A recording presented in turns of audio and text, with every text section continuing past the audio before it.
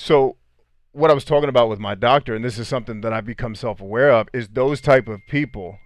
Um, those type of people put me in fight or flight mode. So my doctor then tells me, no, those people put you in fight mode. You have no flight mode. It doesn't exist. And that started back in your childhood as a football player because you played aggressive, combative sports, and you learned how to defend yourself and how to attack people that are trying to harm you. Right? Same thing is on the battlefield to a much higher degree. And so my self-awareness, like, I have to be violently self-aware anytime I go somewhere. Last time my wife took me to the mall, this would have been, what is this, March, like 5 months ago. My wife takes me to the really, really crowded rich people mall where we live. It actually used to be the cool kids mall. Now it's the rich people mall. I grew up going to this mall when I was a kid, and a high schooler. But we can't even park without humans. Literally, I think I may have wrote on Facebook. As a matter of fact, I did on Facebook that day on my wall. I wrote, every day I agree with Thanos just a little bit more. Please, Thanos, hurry up and get the glove. And even if he snaps me away, fine, because then I don't have to deal with these effing morons in my life anymore. Right? So one girl is on her cell phone, occupying a parking space for no reason. Like, just leave. Like, or at least you see cars behind you. We can see you're in your car. Just wave us off. Just, hey, I'm not moving. I work here or whatever. But no, just completely in her phone, not paying attention to other human beings. That was the first offense. She was mild. Another dude, so we're getting ready to park. Someone finally comes out. We've been waiting 10 minutes. Someone's pulling out. Dude in pickup truck just turns the corner, looks me and my wife in the face, and then just takes our parking space. So I get out of the van. I'm like, that's it. I'm not going to fight him. I'm not that type of person where I'm just going to try to pick fights with people. But if someone's going to commit an unnecessary injustice like that, we're going to have a talk about it. Like, my man, you saw us sitting here. What type, like, I hope that your wife is literally in the building on fire for that bitch move you just pulled. And if that's the case, I'll help you get your wife. I'll go in the building with you and help you put the fire out, and we'll rescue her, and we'll all live happily ever after. Because I can accept you being a piece of shit if there's a good reason for it. No, there was no good reason. Like, he got out of his car, just looked at us, and walked off. Like, and my wife screaming at me, please, please get in the car. But because I associate those type of people, because you got to remember, I've lost friends. Like, I've seen people do stupid stuff and have it cost somebody's career, right? For no reason. While other people who are doing way worse, heinous things with your tax money, no less, and they get promoted and they get all the money and the bonuses. And it's like, I can't, I'm not okay with this world. So I was just expressing that my self-awareness let me know that I'm constantly going to be in those situations because I live on Earth. I'm no longer in the military, so I'm not in that sheltered bubble of people who all have the same values. Now, we don't have all the same beliefs or the same ideologies, but we have the same values, which is I'm never going to leave one of my brothers on the battlefield. I'm never going to there's certain things, there's certain lines I'm never going to cross regardless of what I believe or whatever my ideology is. When you come out of the military, that doesn't exist anymore. It's over. It's gone. You have to accept it, right? And so I've started to develop self-awareness, and my doctor was just helping me through, okay, here is how normal people cope with that. Because your life has never been normal. You never developed these coping skills, frankly, because you never had to have them. And in a combat situation, when someone does something crappy to you, you can usually solve it with gun violence. It's real easy when someone has an IED in their trunk or is trafficking weapons through a town that you're trying to stop. Just drag him out of the car at gunpoint and then put the rifle in his face and say, you either open the trunk or today is the day you go to meet the Lord. Have a nice day. Right? I can't do that in real life. Sometimes I feel like and I don't ever aim to hurt people. That's not who I am, but there's a monster still inside me that's like, I totally would have dragged that guy out of his truck for pulling. And it was more like I wasn't offended, because I don't get offended. I was angry that this dude did it to my wife. If he had done it to me, I'd probably have been like, oh, he's an asshole, let me go park. But now you're involving people I care about, And my whole persona is one of a warrior protector, right? That's kind of who I've been my entire life. So I say all that to say I open with that story just to tell you guys that having that self-awareness now allows me to communicate it with my doctor in a way where she can teach me coping mechanisms that I never developed because I never had to have them in the worlds that I lived in. I never had to have them. Now I do. And because of that, if I want to have happiness and I want to have peace in my life, I've got to learn how to adapt to those situations. Otherwise, you just drive yourself crazy. All right. Let's take some comments here and then we'll get into the meat of the discussion. I just figured we'd open up with a halfway funny story just to get you guys started.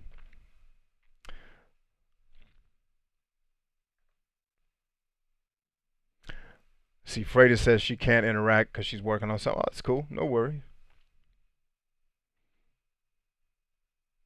All right, let me get back up here so I can get everybody's comments. You guys know how I roll. I like to read everybody's stuff. All right, I already answered that one. Michael says I'm the worst with rewording. How are you doing, brother? Amazing. How are you doing?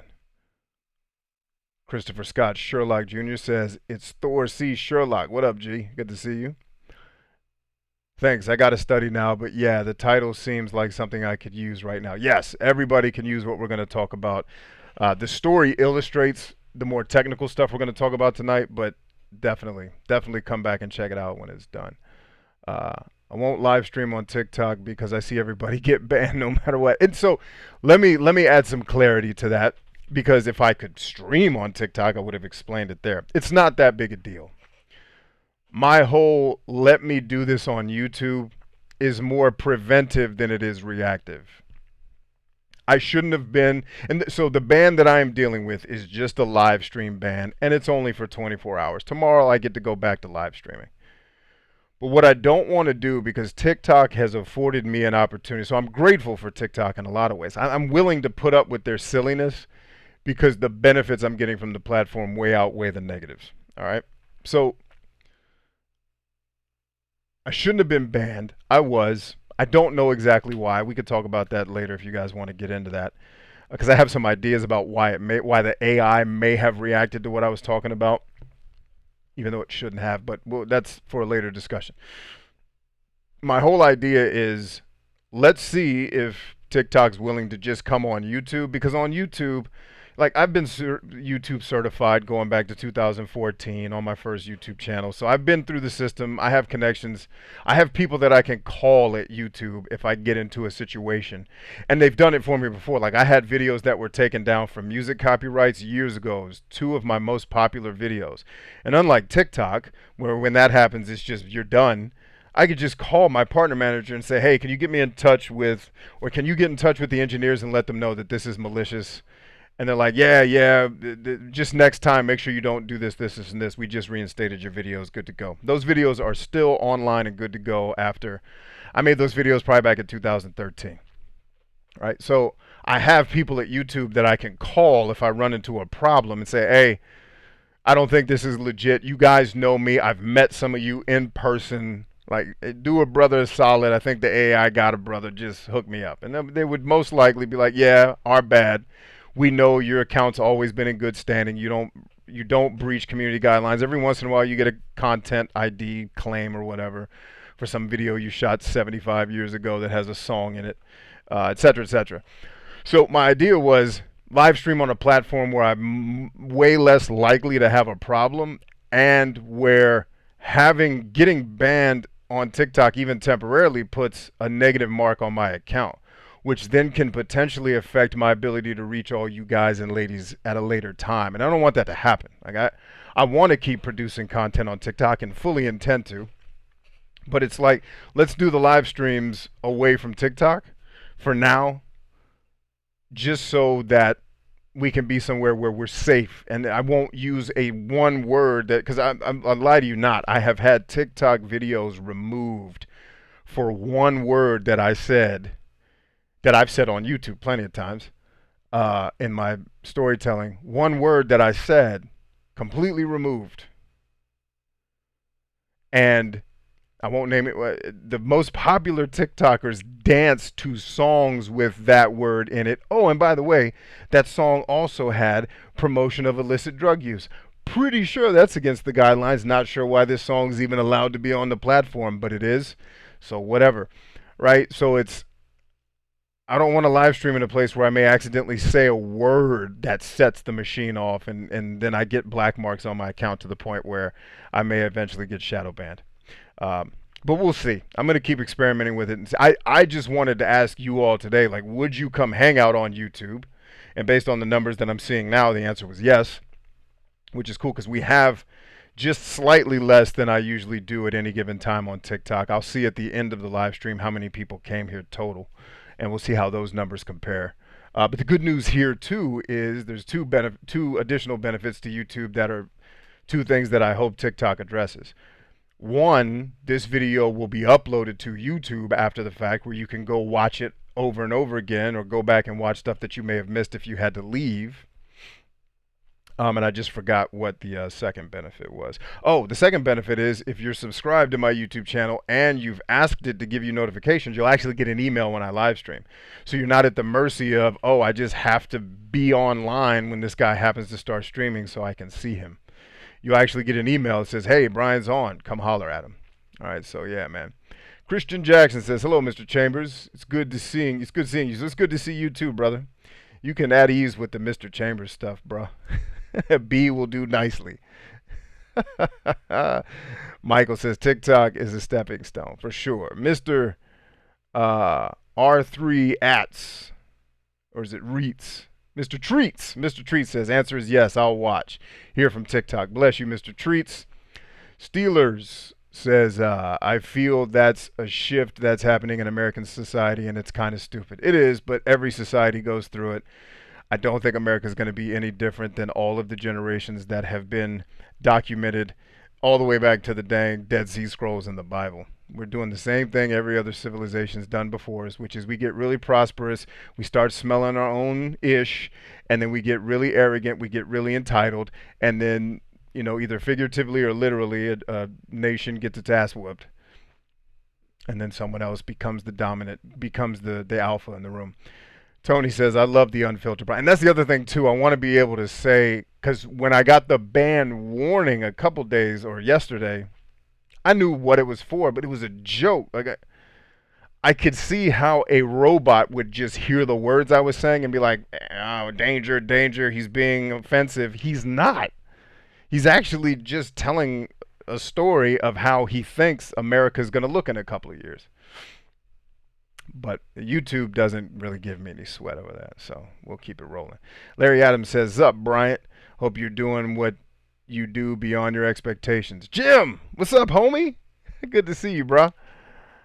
April Ray's in the house from TikTok. Broken Suba's in the place. What's up, homie? My YouTube is jumping all over the place, as it's known to do. Michael says, I hold myself accountable for others in my life, even when they refuse to rely on themselves, to the point I feel stuck being the glue for their lives. So yeah, you might want to figure out where you need to put a boundary. You need to set, it sounds like you need to set some boundaries there, because people will take advantage of you, even if they love you. Christopher Scott says, I'm one of the ones you reached on TikTok. Sweet, man. Glad you're here. Thank you for coming. Bobby Money's in the place. What's up, home? Good to see you, bro. Josh Quinn Andrews says, hello. Good to see you, Josh Quinn. Long time no see. And the other good part about streaming on YouTube is I can tell all of you about TikTok that follow me here. And those of you who are still regular consumers of my content, like the 1,000 of you that are left that actually watch my videos from the 30,000 that subscribe to us, you can also jump on TikTok and actually see daily. You can see multiple videos every day. And there's good stuff, man. I have learned how to condense my messages into 15-second or 1-minute blurbs. 12 Freeze says, sup, Bri? Have you shared your self-awareness tip yet? So I'm getting into it. I'm just going through the comments now. The main idea for tonight is that you need to develop an intense level of self-awareness, and it needs to be a lifelong practice and a lifelong journey of discovering and rediscovering yourself, because having the proper self-awareness will always empower the decisions you make, and the quality of your life comes down to two things: the questions you ask and the decisions you make consistently, right? And if you don't know yourself, you won't know the right questions to ask. Well, you can be taught the right questions to ask, but you're going to be asking them about the wrong things, and you're going to start making decisions in your life that lead to unhappiness. And I can tell you many stories of my own life where I did that because I seriously, like my whole soapbox about self-awareness is because I lacked it for so long that it cost me a lot of pain and a lot of hospital visits by the time I got to the end of my rope. Bobby Money says, we're going to talk about that's the truth.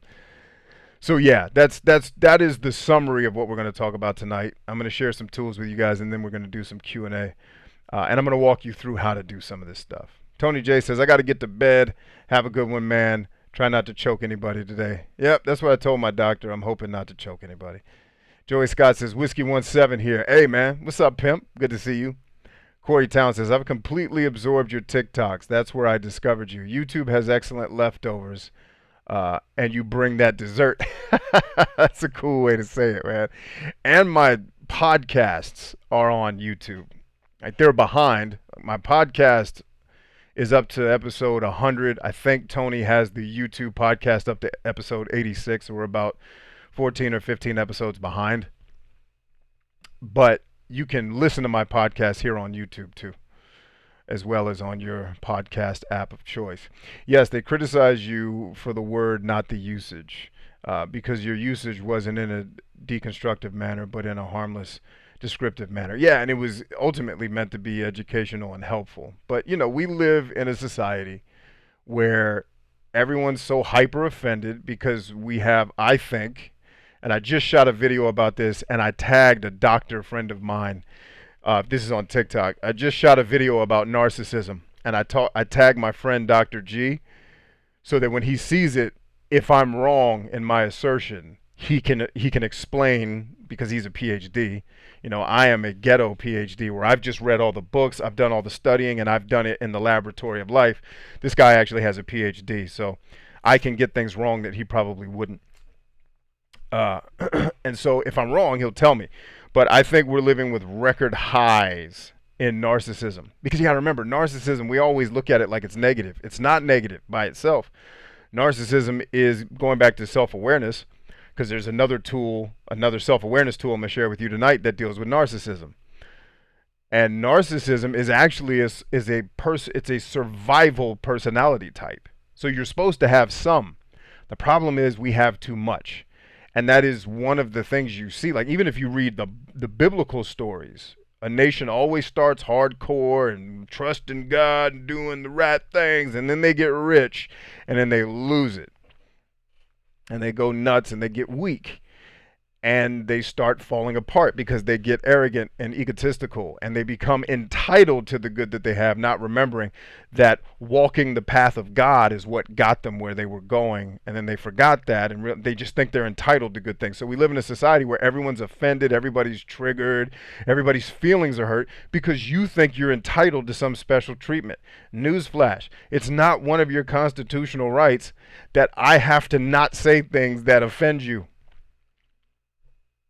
I need to say that again? Now, I can't verbally assault someone. That's a crime. That's a class 2 misdemeanor, right?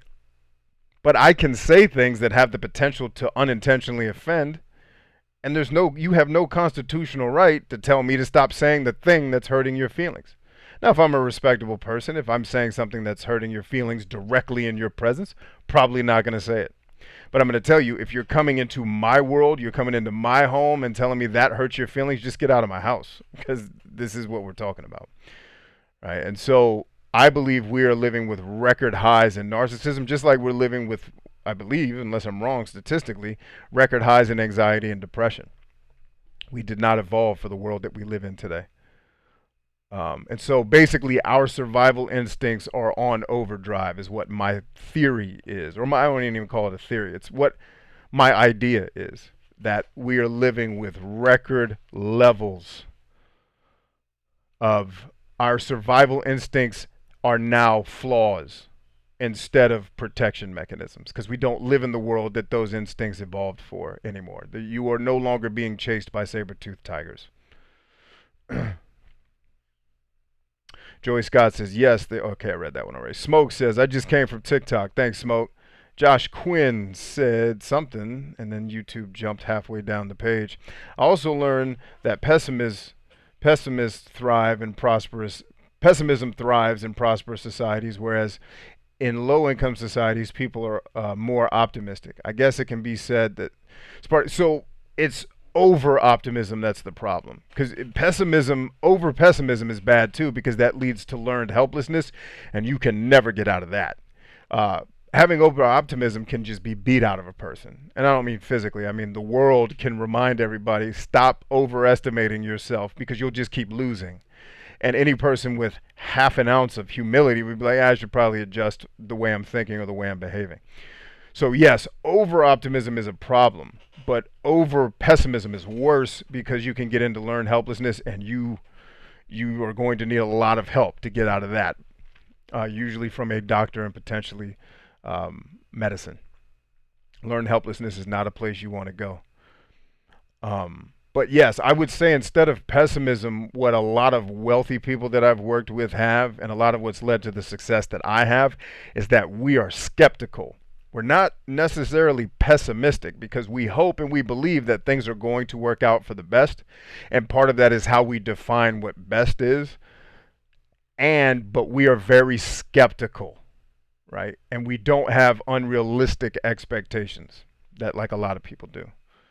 People believe they should walk into an office and never hear anything that doesn't offend them. And we're the most inclusive office ever, except to the people that don't agree with the thing that you're into. You don't include them. You just call them bigots and racists. So do they not deserve to be included? Like, and that's the funny thing to me, is everyone believes in inclusion until you have to include somebody that doesn't believe in your version of inclusion. Think about it. Melanie, what's up, girl? Good to see you. Long time. I need to get you on TikTok, Mel, if you're not there already. I think your photography would kill on TikTok. Let's see. April says, you can actually listen to the first chapter of my book on this channel. Oh, sweet. Let me go subscribe to you. Right? Oh, it won't let me click on you. Oh, yeah, it will. Hold on. I'm working it. Let's go to your channel right now and subscribe so I can listen to the book. I actually have it pulled up on Amazon so I can order it whenever I get around to it and stop being lazy. Okay, you now have a new subscriber, April. And I just signed up for notifications for everything you do. Let's see, Freda says, to develop long life self-awareness is really hard after serious life-changing events happened in the person's life. Completely need to revive the brain. Yes, that can be difficult. And I'll give you an example. Let's say some random person goes through a serious trauma. They fought a war, they watched a friend die in front of them. To get through that traumatic experience, they're going to have to develop some monster-like ideals, right? You're going to have to develop some coldness. You're going to have to develop some apathy. Like, there's certain characteristics you're going to have to take on to survive that level of trauma or abuse. A great example of this, as corny as this sounds, is if you watch, I think it's Nightmare on Elm Street 6, the Freddy's Dead one, where they show Freddy as a kid. And if you're, I don't watch these movies anymore, because I had recurring nightmares of Freddy Krueger, and wet the bed till I was 14 and slept with my parents till I was 11, because I was traumatized by that nonsense as a kid. I was allowed to see Freddy Krueger way too early in my childhood, and it messed me up. But anyway, they show a scene where Freddy's like a teenager and his father's just beating the hell out of him, and Fred says to him, he lets his dad beat on him, and then he just starts getting really arrogant. And his drunken father is just really angry and still beating him and still beating him and still beating him. And he finally grabs his father's hand with the belt. He's like, let me tell you a secret about pain. He's like, if you just stop feeling it, you can learn to use it. And then he stabs his dad in the neck. But it's a really good illustration. That movie had a lot of great psychology in it, as corny as the plot was. There was a lot of good psychology put into that. He had to become a monster to survive his environment. And so that monster doesn't go away. And if you guys haven't already, go back and listen to my podcast titled I'm a Hero, I'm a coward, I'm a tyrant, right? And I'm telling part of my story and part of other men and women's stories of going through really hard stuff and how I am all of those things. In some cases, I am the hero. But there's a lot of situations where I can be the coward. Most people don't believe it because you just see the good part of me. You don't see some of the bad decisions I've made or the cowardly decisions that I've made in situations where I should have stood up for myself or someone else, right? And didn't do it. And I'm also a tyrant because you have to be a tyrant to survive in a place where people are trying to kill you. You don't get to survive that by being Mother Teresa. You get to survive it by, oh, that guy shot at us. Go murder go take out. I need to be careful with my words on social media. Jesus Christ, when I'm being figurative. In war, if someone shoots at you, it's like go take out the entire camp of those people shooting at us. Let's go.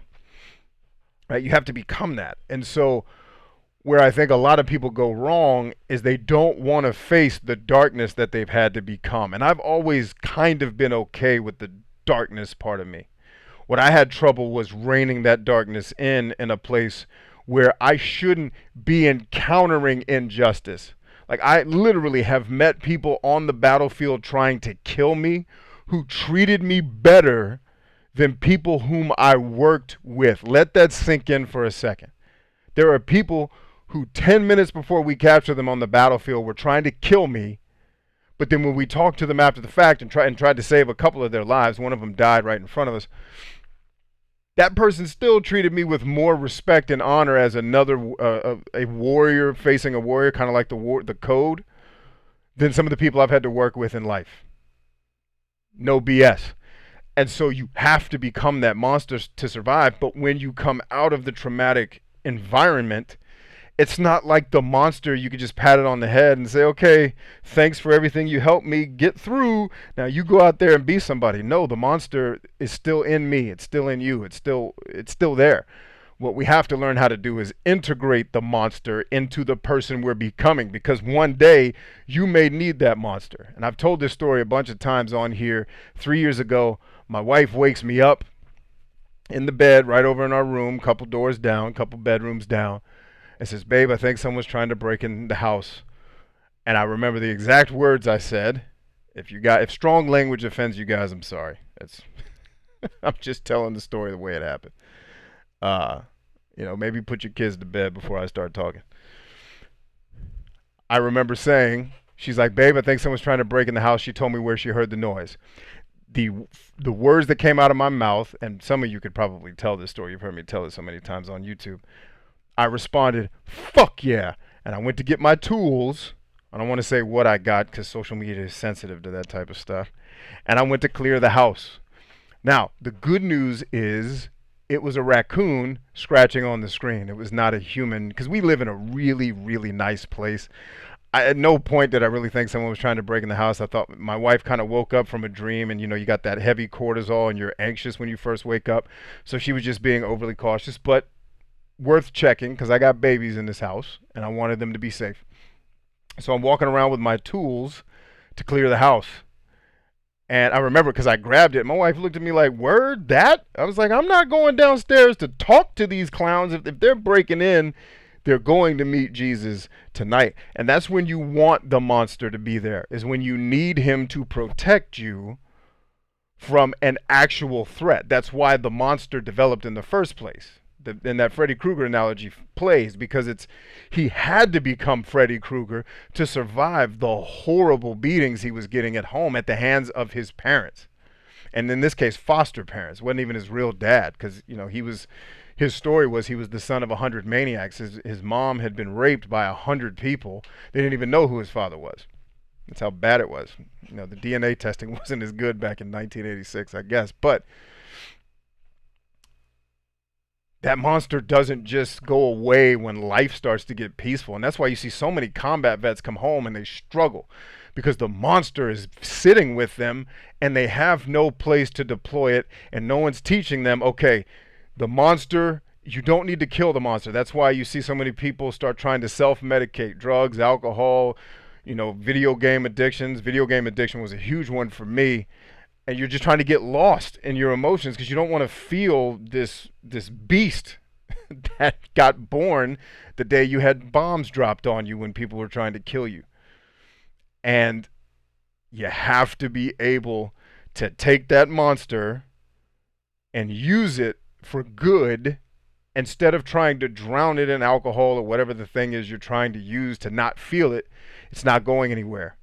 Because as soon as you wake up from whatever you're using to drown it, it's going to be right there waiting on you. And what we have to be taught is, how do we how do we look at the monster and give the monster merit? How can we show Freddy Krueger empathy? So show Freddy Krueger empathy before he becomes the murderer. I mean, one of the reasons why he became the murderer is he did not learn how to integrate his monster. Nobody was helping him. He was just abused constantly until he was a grown man. If someone had showed him, okay, all that pain that you got, all that shit that happened to you, guess what? That can be used to help other people.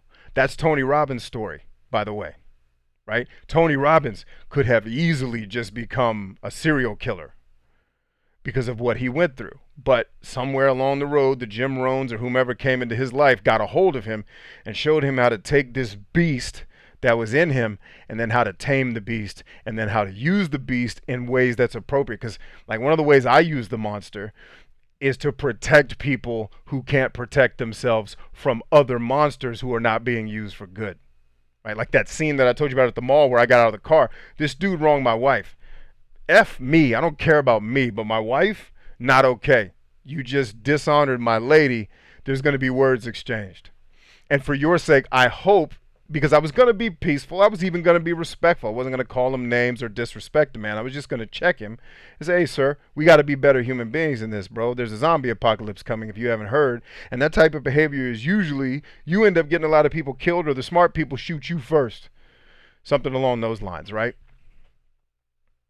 And for his sake, I hope he didn't try to throw hands with me because that would have ended very poorly for him. So, yes, trauma requires that you build some level, and if you don't, here's the other kind of sadder side that I see with a lot of people is they either develop the monster to protect themselves or they just develop as a victim. And they get no monster, they just get beat down into learned helplessness. That is worse than Fred Krueger because that person is the walking dead. All right, so I 100% agree with you. On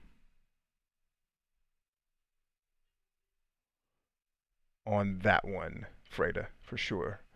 Josh Quinn says, so it's over skepticism that is the thing. Also, as for inclusion, it seems those people do not understand what real diversity is. They seem to think it means uplifting minorities only. Some people do. Some people do look at it like that. There's a really good Star Trek The Next Generation episode where it flips it flips the gender stereotypes where the women are the dominant species on one of these planets and like the men are very effeminate and small. It's a cool episode, man. Everyone should check that out.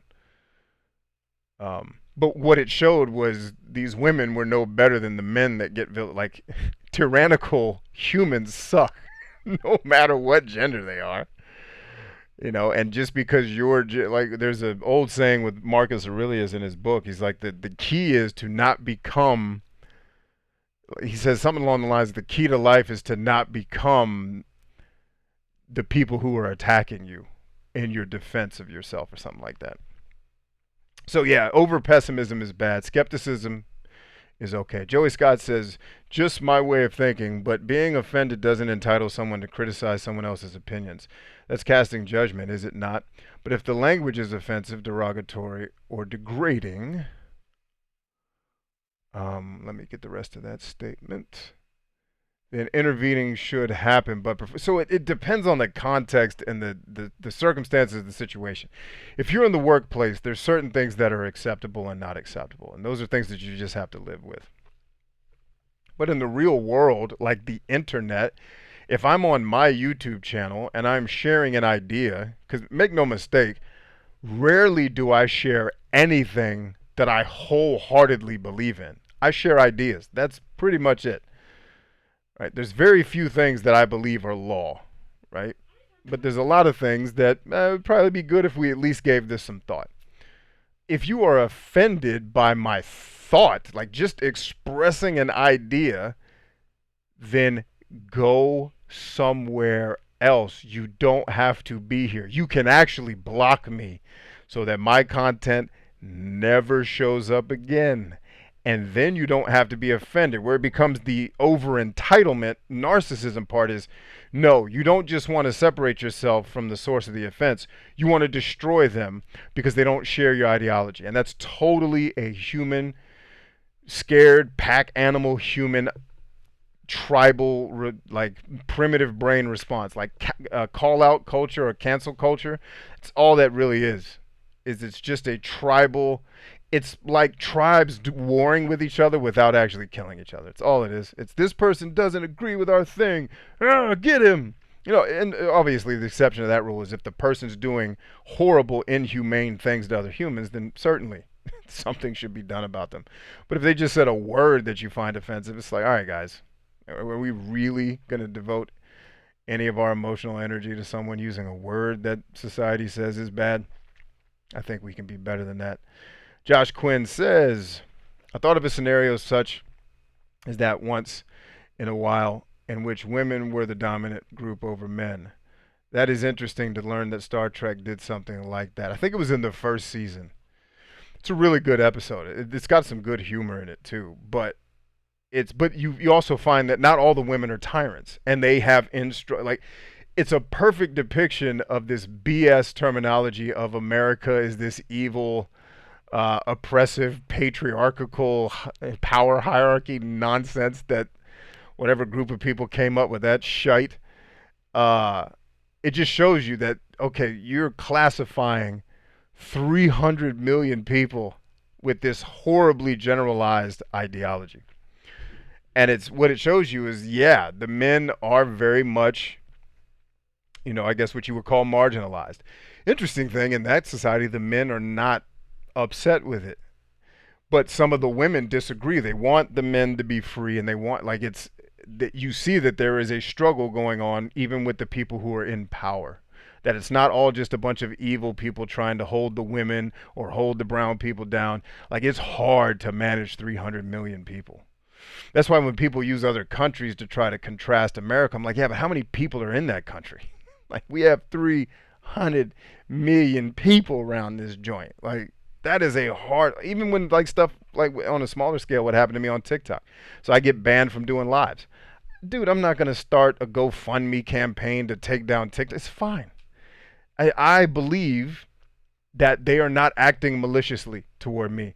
They're doing what's in the best interest of their company and their core customer, which, by the way, is not me. Right? I am not the core, because I'm not a consumer. I'm a dude who's producing content, so I'm a workhorse for them. But I'm not their consumer. I'm not their target. Right? So it's fine. And the AI will get better over time because it's in their best interest to do so. It's the same thing I said on YouTube years ago when I first blew up on YouTube with the copyright stuff. It's the same principle, man. Where it's literally, everybody calm down. Yes, the AI is over aggressive with content ID claims, but I've been telling y'all since 2014 to diversify your streams of income as it relates to YouTube and not to depend on ad revenue. So I really don't have a whole lot of sympathy for your bitching. I don't. Tim Schmoyer, me, Daryl Leaves, we've all, Robert, I was getting ready to call him Robert Griffin, Roberto Blake, all of us have been screaming at you for 8 years. You better figure something out, start making some money. Tim went as far as to show people how he was making his money. People invested in his company. What else do we have to tell y'all about that this is how this was going to go down? I read Google's financial report on a live stream on this channel. Matter of fact, it may have been my old channel. In 2014, I read the Google financial report on this stream and told you guys what was coming, because Google is vulnerable, because ad revenue is their primary source of income and search is not what it used to be in terms of earning them revenue. Period. And it says it in their review, we have a problem. We've got to learn how to diversify our revenue. So why would you think if you're a producer on their platform that's struggling that you wouldn't have to adjust to? And everybody's offended. And I did the same thing. I was like, guys, calm down. It's going to be fine. Stop. The sky is not falling. Yes, the sky is falling because you didn't listen. Not because YouTube's evil and they don't care about their creators. They don't care any less about you than they ever have. It's just hilarious to watch people not take responsibility for the bed that they made. You made this bed. You've been told for 8 years by the 4 people and plus a whole bunch of other people. We've been telling you since 2013. Start figuring out. I've been telling people since 2013. I make $0 on YouTube in terms of ad revenue. Like I think total before I turned my ads off, I made $150 because I saw it in 2013. I was like, this is a joke. This is not how to make real money on the platform. But on this channel, I have a video that has roughly 20,000 views that also earn me about 20,000 plus dollars. That's about $1 a view. What's your CPM on your channel? What is it, about $1 every 1,000 or 2,000 views? So now you got to get 1,000 times the views I got just to make the money I made, and you wouldn't even make that much money. Like it's anyway, man. I really don't have a lot of patience for people who make excuses and want to blame everybody else for the stuff that they're not doing, which is another part of self-awareness. It's also humility that people lack. Joey Scott says, yes, but so many want an apology for hurt feelings. Then apologize to yourself because you are the person with the problem. It's not my job to not hurt your feelings. You know what I mean? Now, I never intend to hurt anybody's feelings. That's not my game.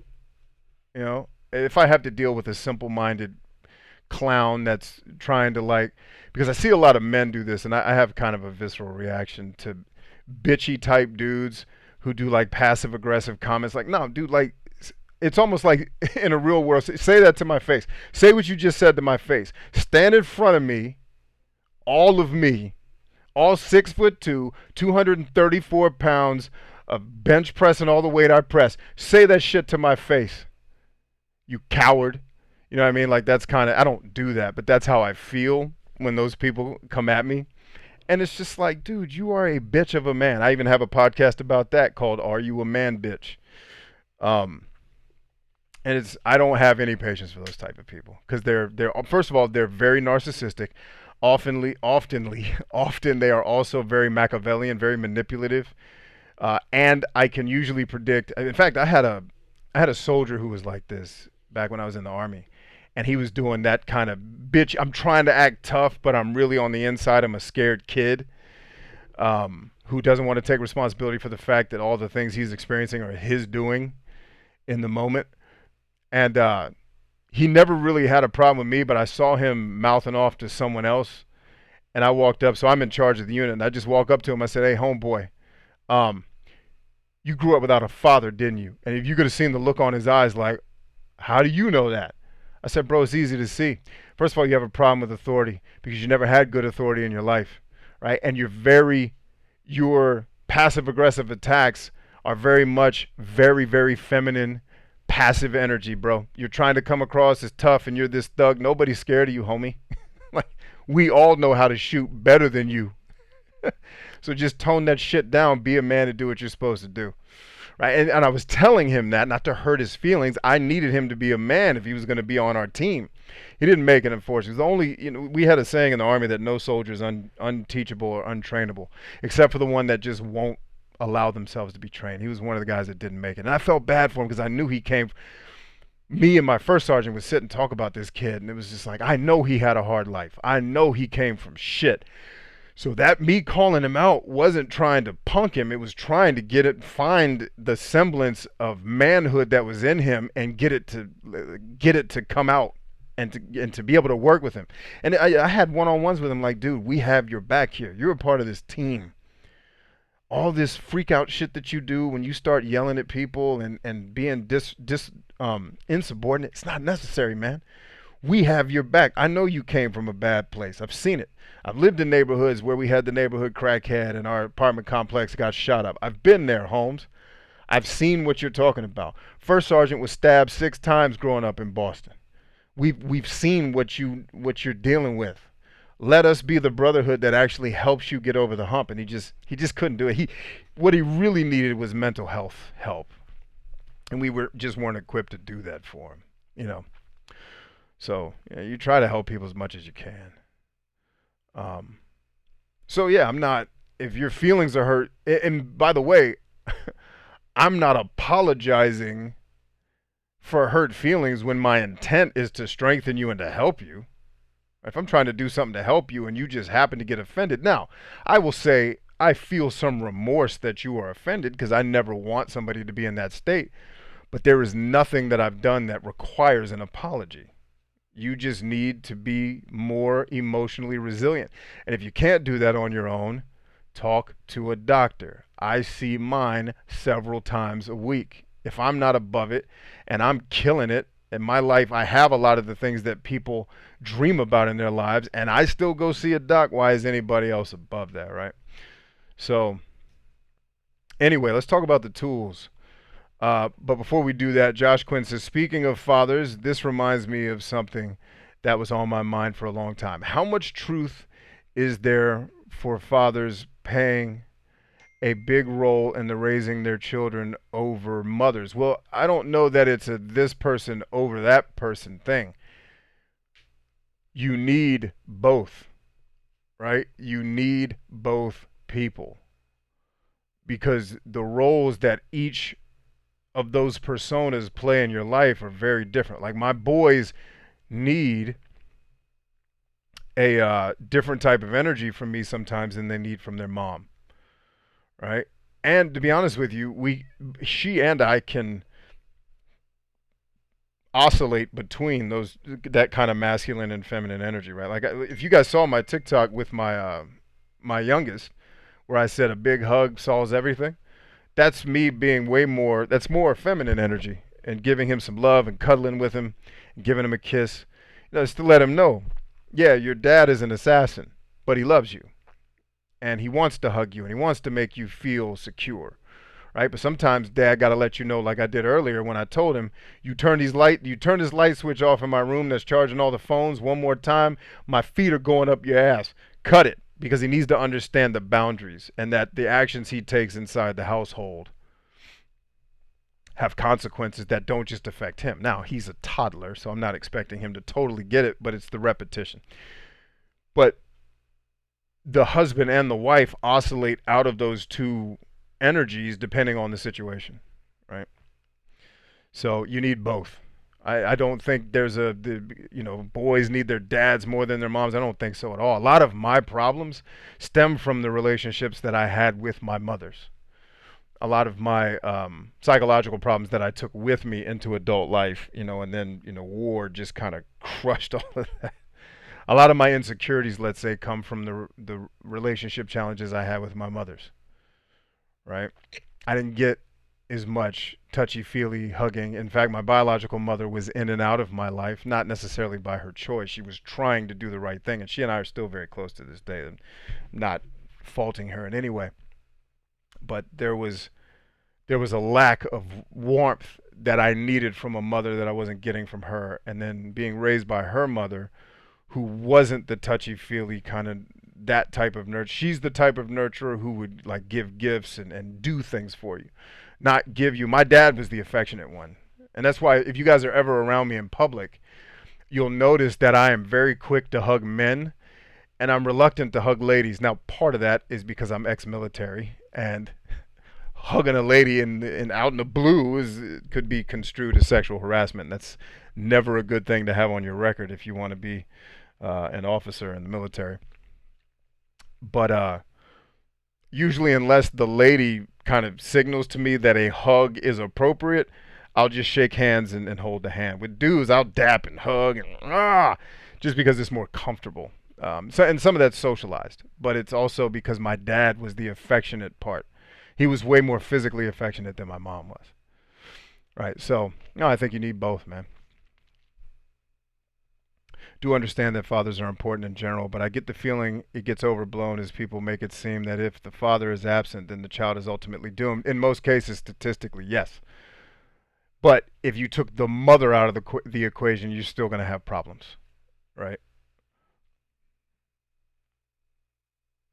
Right. And part of it too is genetic, and that's the conversation that doesn't happen a lot when we start talking about children being raised with no fathers. Yes, that is a huge issue. My dad was raised without a dad and went on to become the frickin' Jesus Christ of his era of the military. So or he was probably more like Moses. It's so yeah, my dad didn't become that statistic, but I bet you if you gave them the test I'm going to share with you all tonight, or you could test for resiliency, a lot of that's genetic, man.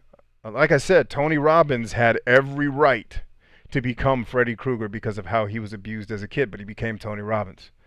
I bet you if Tony Robbins had a brother that was getting the same beatings, he didn't become Tony Robbins. And we seriously discount genetics, and genetic predisposition and a lot of the social things that are happening in the world. Like a lot of the conflict between men and women. It's women don't want to be in these gender roles. Okay, cool. 2020, have a career. Just understand that for about 150,000 years, you being in that role was a part of human survival. So just be okay with the fact that at a subconscious level, psychologically, society as a whole, meaning men and women, are going to be somewhat put off by you becoming the CEO of Google or whatever thing. Doesn't mean you shouldn't do it.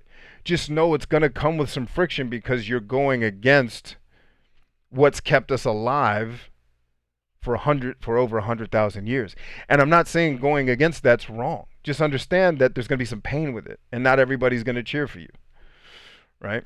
That's where we kind of, it's like you're saying this is a diversity issue. No, it's an effing genetics issue.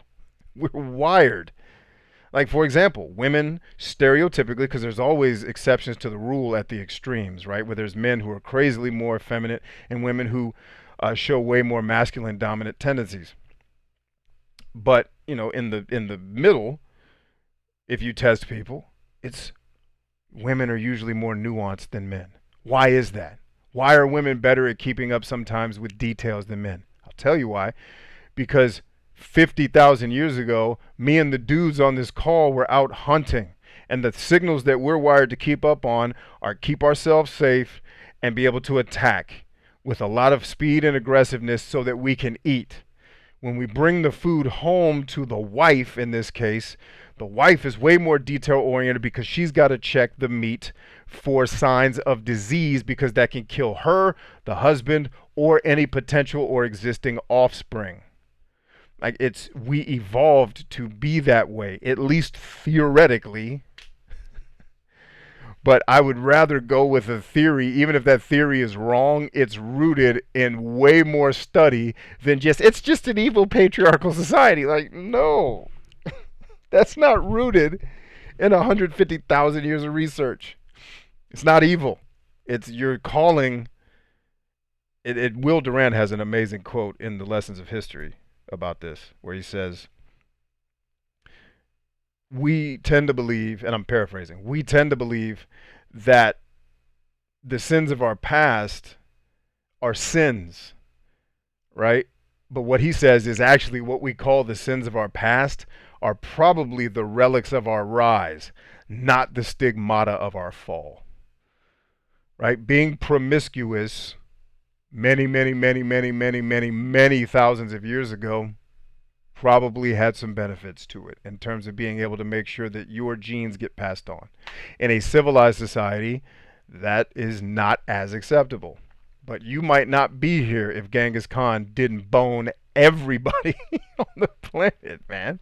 You see what I mean? Like, we tend to look back on those things. They were so barbaric and evil. Were they? Or were they just living at a much harder time? Because I guarantee if anybody from World War I was living today, you would think they were Neanderthals. Because they wouldn't be able to put up with how bitchy society is now. And that's men and women. That has nothing to do with gender. We're all whiny and bitchy, and our phones aren't good enough, and I hate Verizon. Like, what? Freaking T-Bird and all his buddies got their legs either blown off or sawed off because of trench foot. They would kick all of us in the collective genitalia. Just, are you guys really this weak? All right, so something to think about. See, Joshua Gallup is here. April Ray says, as long as my husband gives the okay, if I ever see you, you're getting a big old neck hug. Right. Like I'm not adverse to hugging women. I'm just usually a little bit more calculated in doing it because one, I came from a profession where just randomly hug, especially when you're in a leadership position, just walking around hugging the ladies, not a good idea. Uh, and I don't want to breach anybody's. Because by the way, I've done it to men. I was actually doing I was the MC for a kind of like a TED Talk tech seminar. This would have been way, way, way, way early last. No, not even 2019. This would have been back in 2018. I was emceeing this event, and we brought out the CEO of this company who was the keynote speaker. And I had not met him. I hadn't been in the green. By the time he got here, I was already on stage. I didn't get to meet him in the green room and kind of get a feel for him. So when he comes out on stage, I go to greet him. I go for the handshake, and then I go for the hug. And I'm like, I can feel the resistance. He's not a hugger, but I can't stop mid-hug. Like, I can't be like, oh, like, it would just look weird. So I could tell he was like, don't hug me. I don't like being touched. I'm like, oh, my bad, brother. I wish I could have met you in the green room because I would have been able to feel his energy in the green room that he's way more personal space. Don't get in my bubble. I would have been able to read that. Just coming, he literally turned the corner to get on stage and came to greet me. And I had that point 0.8 seconds to grab. And I'm like, oh, I'm going in for the hug and it's wrong. But if the woman is signaling that it's okay to give a pleasant hug, then it's all good. But no, you'll just, like, if you see me, group of guys, group of ladies, I'm hugging all the dudes, except the ones who I can read are like, dude, don't freaking touch me, right?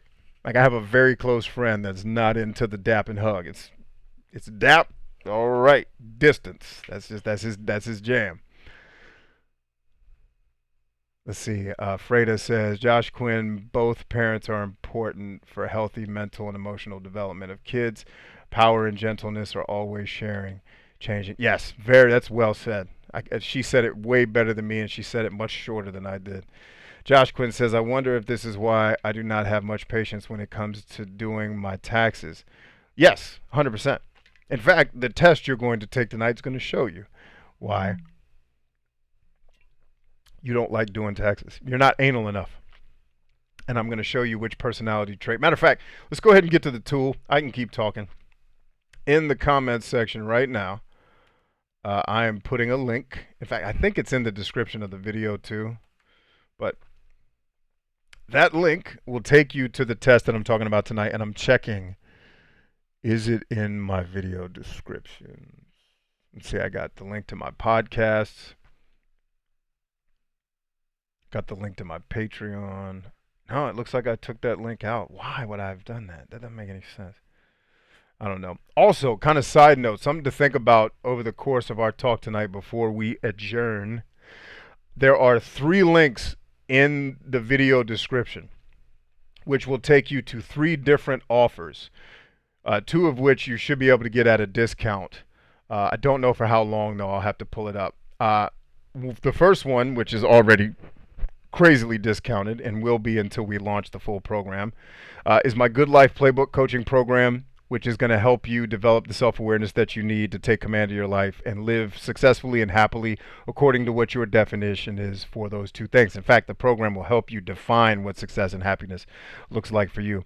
So there's a link to my Good Life Playbook personal online coaching program. It's over 100 hours of content that you'll be able to go and consume that will help you get rid of limiting beliefs and mindsets that are keeping you from success and replace them with empowering beliefs, help you develop way more self-awareness, help you develop way more self-confidence, which comes from self-acceptance and compassion, not just self-esteem, and then building competence around your self-awareness. There's social media courses in there for how to do marketing if you have a small business or you're a personal brand. Let's say you're an artist or you own a small or even a large business. It'll teach you how I made money on YouTube and Facebook, respectively. Those are the 2 platforms where I've made the most amount of money on social media over the years. And that is $12 a month. And the link will take you, all you got to do is just scroll through it, read you don't have to read anything if you don't want, but it's going to give you the details of what the program does. The fact that I will always be adding new content as we're still running the program. $12 a month, cheaper than, at least it's cheaper than my Netflix subscription. Some other people are like, my Netflix costs less than that. I don't know what that means. Mine costs more. But it'll always, so if you join now, it's always going to be $12 for you. We will not raise the price. I will lose money in the company. Well, let me not make that promise, because if it makes sense 50 years from now to raise the price, because it helps us keep the program open and it's agreeable to the audience, then of course we would raise the price. But for the foreseeable future, we will not raise your price. It's $12.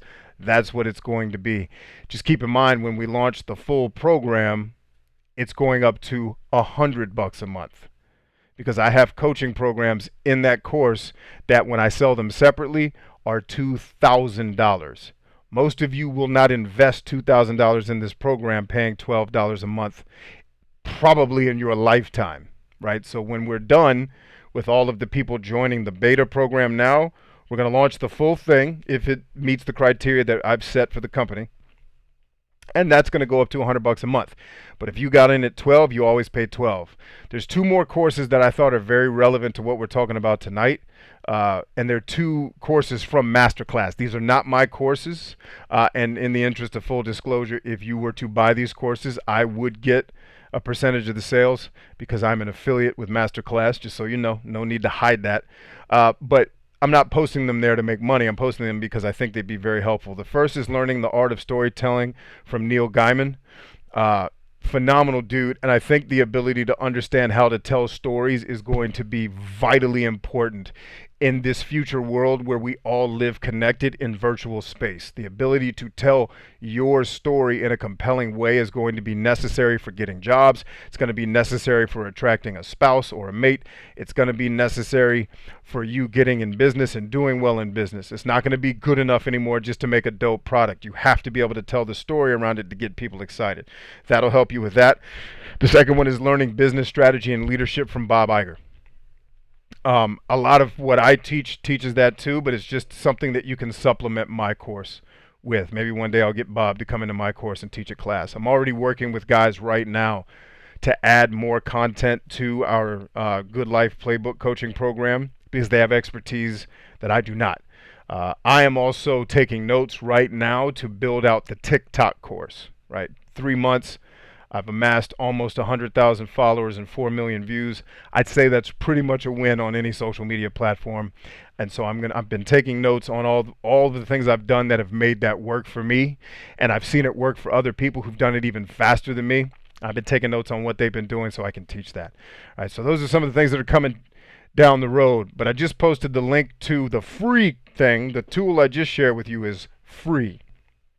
So that, if you take that test, in fact, you can take it while I'm on the call with you guys, and you'll get your results, and you can actually ask me questions. I can tell you what some of the stuff means. But that personality inventory is going to help you understand yourself at a much higher level. For example, when Josh Quinn says, doing taxes drives me absolutely insane, I will bet you money that in the arena of conscientiousness, he scores lower than the median in one of those traits. Right? Conscientiousness would be the psychological personality trait that would govern being comfortable doing accounting.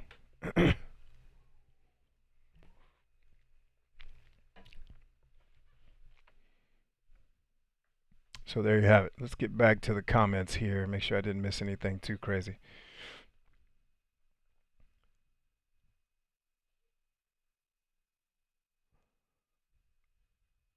Joshua Gallup says, hey man, what's going on? What's the conversation about? Increasing your self-awareness in 30 minutes or less. That's the test that I just actually posted in the comment section. That test shouldn't take you more than 30 minutes. If it does, don't sweat it. Take your time with it. No need to rush through it. But it's going to give you a huge readout of basically the foundation of who you are. Then when you get into either my Good Life Playbook coaching program, you'll go through the 69 Pillars of Success, which is actually 70 videos now, but I'm not changing the name.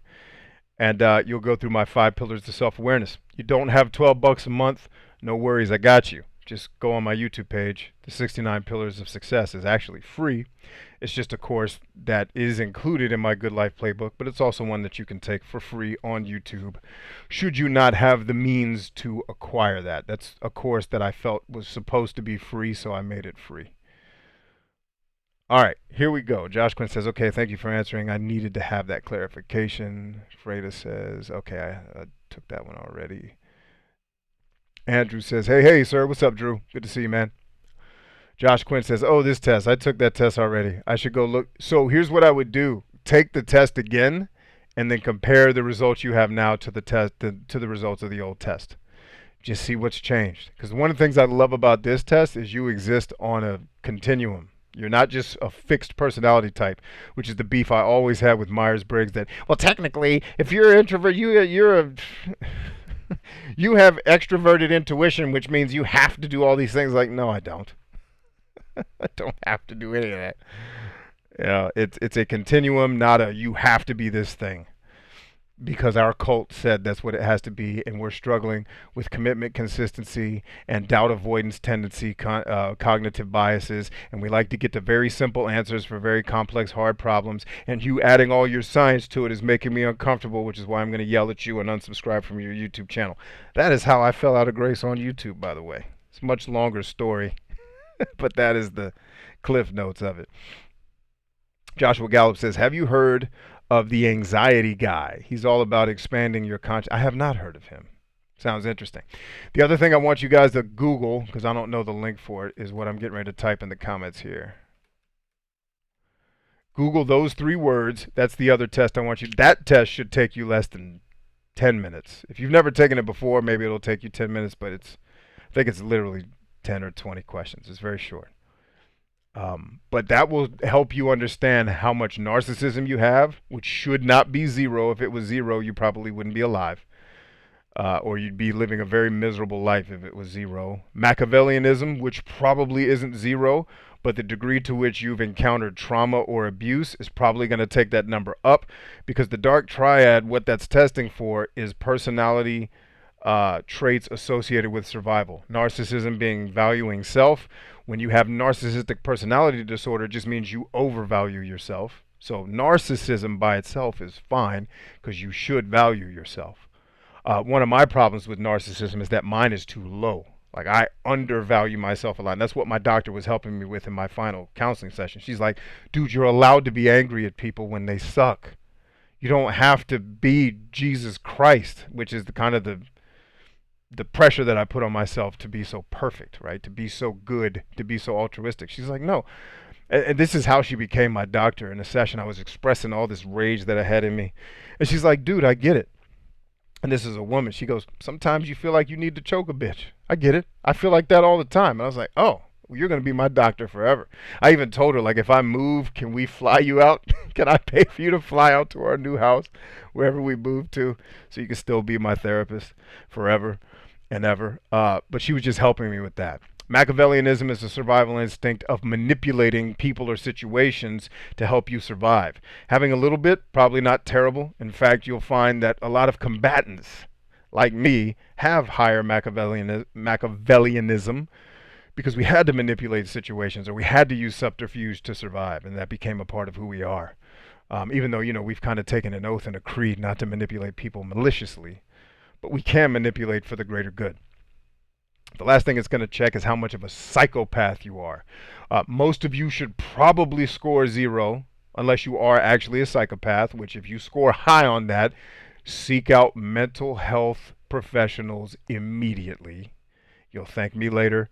But let's say you were a Green Beret, or even, like an 11 Bravo infantryman, you might have a little psychopathy in the tank. Because to be able to do what you have to be able to do on the battlefield, you got to have a little bit of, you have to be able to shut the remorse of killing off. So just keep those things in mind. Joshua Gallup says, look him up, man, it's worth it. Cool. The anxiety guy, that name sounds uncomfortable. But what he does seems interesting.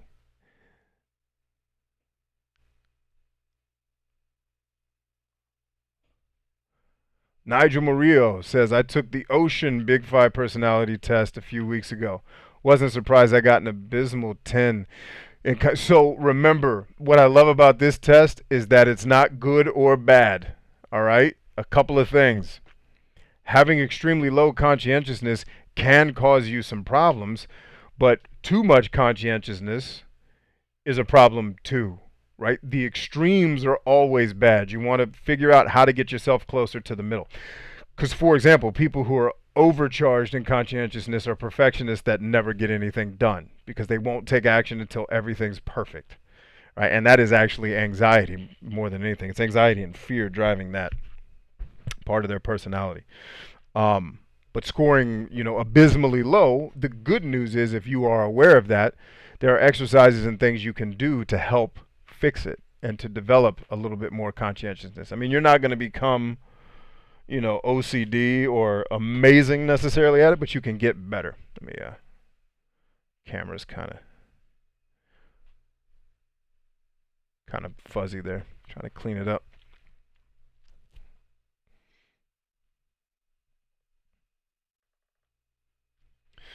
All right.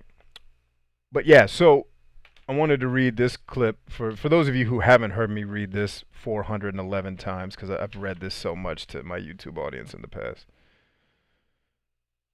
I gotta find it. I always forget where this part of the book is, but I know I have it dog-eared like crazy. Okay, so this is a reading from The Art of War by Sun Tzu. And this is why I say self-awareness is so important. All right. Thus it is said that one who knows the enemy and knows himself will not be endangered in 100 engagements. One who does not know the enemy but knows himself will sometimes be victorious, sometimes meet with defeat. One who knows neither the enemy nor himself will invariably be defeated in every engagement. So let me rephrase that outside of the context of warfare because it applies to life too. And this is the primary thesis of the primary foundational thesis of all the things that I talk about, all the ideas that I share on the internet. All right. If I was to say this in 2020 to people who are not combatants, I would simply say this. If you have intense self-awareness, right, you really know yourself and you're constantly learning more and more about yourself every single day. Go back to what I said at the beginning of the call about the conversation I was having with my doctor and my counselor about becoming self-aware that I struggle with fight or flight way more than I should over things that should not cause it in me. And anger is usually the trigger for that, which is usually triggered by fear of survival and irrational fear of not surviving because I'm around stupid people. Stupid people drive me nuts. I get emotionally, viscerally, like I don't want to be in this place with this ignorant, simple-minded clown. But have intense self-awareness. Right? Know yourself, know your values, and when you go through my 5 pillars of self-awareness course in the Good Life Playbook, I explain this in great detail. It's also good that you get into the paid course because I do the 5 pillars of self-awareness in almost all of the courses, and you'll see that I got better at it every time that I did it, right? So you need intense self-awareness, and you need to have awareness of the problems that you face in your life that you are working to overcome and why those challenges exist the way they exist. And if you know those 2 things, you will absolutely live healthy, happy, and successfully for the whole of your life. And here's why. Because the self-awareness and the awareness of the challenges is going to fuel the decisions that you make in your life. So for example, part of self-awareness is personality. I just gave you 2 tools that are going to tell you a lot about your personality. Right? You're going to know a lot more about yourself just from simply taking that test, and it's going to answer some questions about why you tend to do certain things. Here's another thing that I didn't tell you. What that test is measuring, it's believed that 80% of what you score on that test, meaning 80% of the reason why you're getting the scores you're getting is genetic, meaning you were born that way. And it's believed that about 20%, give or take, is socially engineered. That's why in the example with the Tony Robbins story, it's like if you had Tony Robbins and he had a twin brother, Tony Robbins and both of them were beat equally and abused equally. Tony Robbins becomes Tony Robbins. The other brother could potentially become a serial killer. And that's way more genetic than it is socialized. All right? So having that self-awareness and understanding your challenges helps feed your decisions. So in the 5 pillars of self-awareness, you just got the tools for personality. That's the first pillar of the foundation of self. Right? The second one is how do you establish your core values? Then I teach you how to come up with core values. Even if you don't know what yours are, I show you how to dig them out of yourself and to create them for yourself. Then you need to understand what drives you, right? And these all are in order. Genetic personality, core values driven from your genetic. So for example, people who are really, really conservative or really, really liberal, I believe from what I've seen in the science, that is more genetic than it is socialization. Right? If you look at my family, all liberal, crazy liberal. I'm not.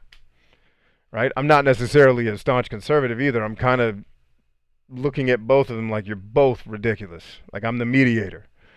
Right? If it was all socialization, I would be screaming about all the things wild Democrats scream about, but I don't. Right? I'm a little bit more objective when it comes to those things. So, but I'm not objective because I'm better educated or I've read more books. It's because I'm genetically predisposed to be more objective. I score extremely high in openness and conscientiousness, which means I scored high for conservative and I scored high for liberal. Guess what? I'm going to be down the middle of both. Right?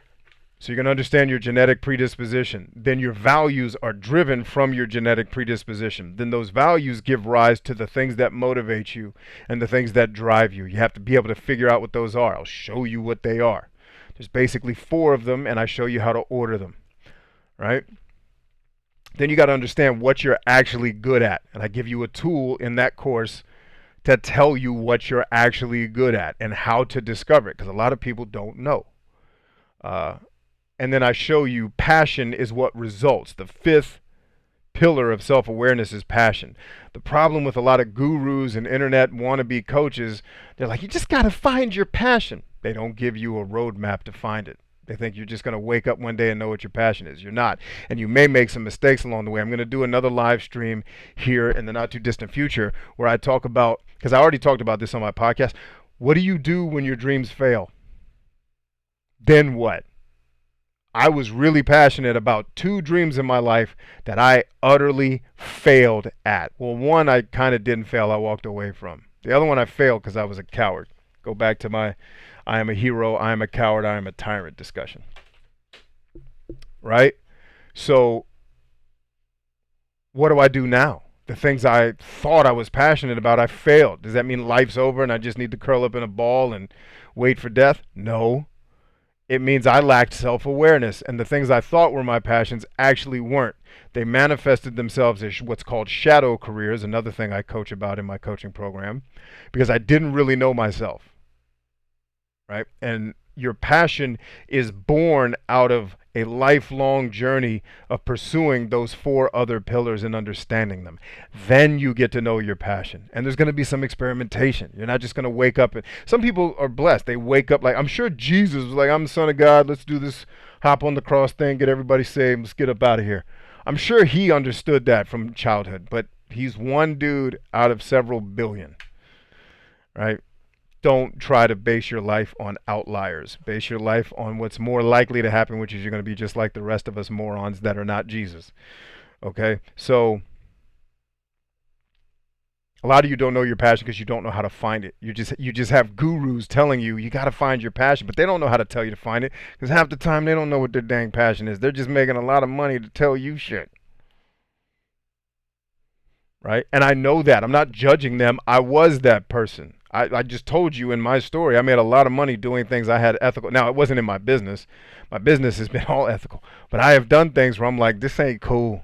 I'm not okay with the stuff that I'm doing here. And it's causing me some moral turmoil on the inside. Why? Because I didn't understand the 3rd pillar in the 5 pillars of self-awareness, which is what drives me. And I chased money instead of chasing purpose, which is always a bigger driver for me than money. Money is the last thing. Now, it's not to say that I'm not motivated by money, because we all are, but where does it fall on the pecking order? For me, it's dead last. It's why I'm willing to sell you a program that I probably should be selling you for $400 a month for $12, because I don't care about the money. I care about helping people in a way that then builds a relationship and trust and rapport with them, so that when I do decide that I now am bringing in enough revenue for my business to go out and end homelessness, I'm gonna have a whole army of people that remember that's the dude that only charged me $12 a month to change my life. Hell yeah, I'm going to his fundraiser because now you're the ambassador or whatever. You know, you're the prime minister of Canada, and you're gonna bring a whole. You see what I mean? Like that's the game. But and by the way, if that's not you, if money's your motivation, your decisions are gonna be different, and that's okay. There's nothing wrong with being motivated by money as long as it's not hurting other people. All right. MWB says yes, couldn't agree more. Freda says, thank you for today, Sir Wolverine. Good night. So the Wolverine comment I love. It's an inside joke from a TikTok video I did, which I adored that part of the video.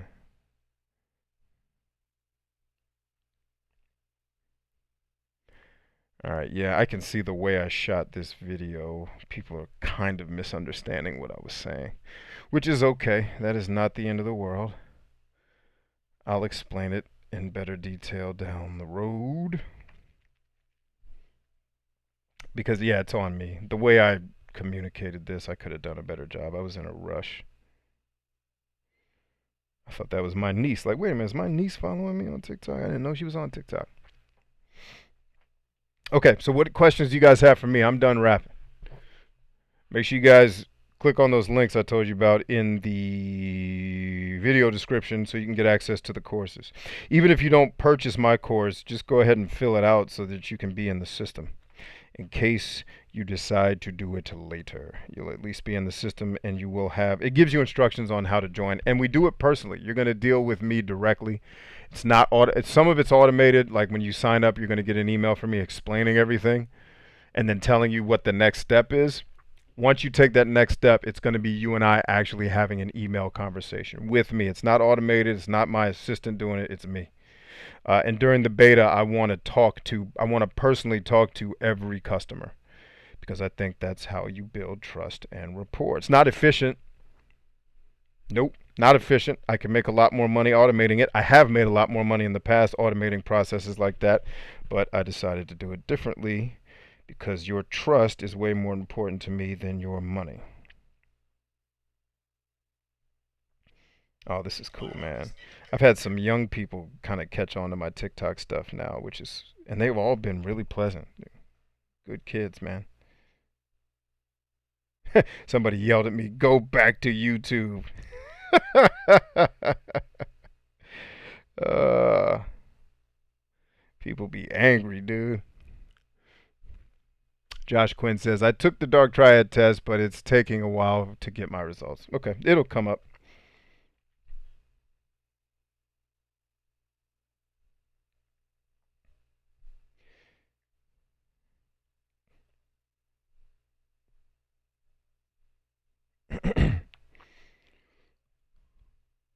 What TikTok is real funky about, when you have a video start to go viral, you got to be real careful with what you post next. Because if it is not on the mark, it is going to get murdered. That, by the way, is what I was talking about when I got banned today. But I talked about some other stuff before it that I think is the actual reason they banned it, because they heard me use the word suicide, talking about veteran suicide and supporting people who have lost loved ones because of that, which is totally within the confines of the user community guidelines. They tell you in plain English you're allowed to talk about these things in this context. I don't know. This is why I think AI is just going to end up killing everybody. Cool. You guys got any questions for me, or should we adjourn? What do y'all think?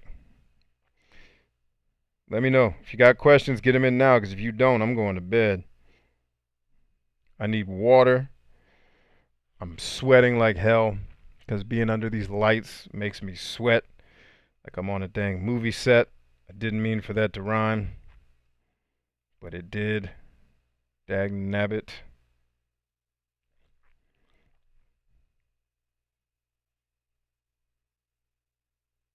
Oh, I did not.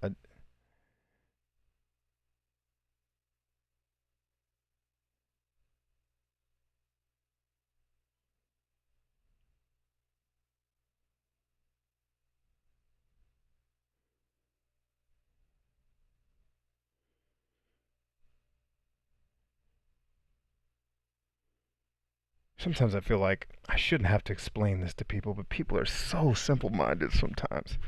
Jesus Christ.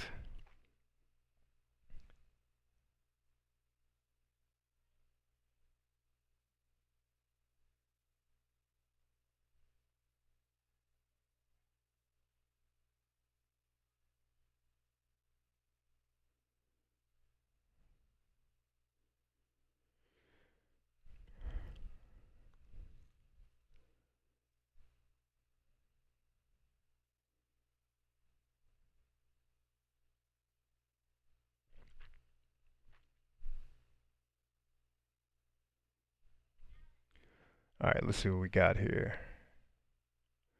Christopher says, well, the Hexaco scores are all below 50th percentile. Okay. It's not necessarily a bad. So the beautiful thing about Hexaco is it's not good or bad. Like there's a couple of them where if you score really low, you might want to look into it. For example, in honesty and humility. Like if you're scoring a 1 out of 5 on honesty and humility, you might want to step up your game there a little bit. But like if you're low, for example, I score a 1.18 out of 5 in emotionality.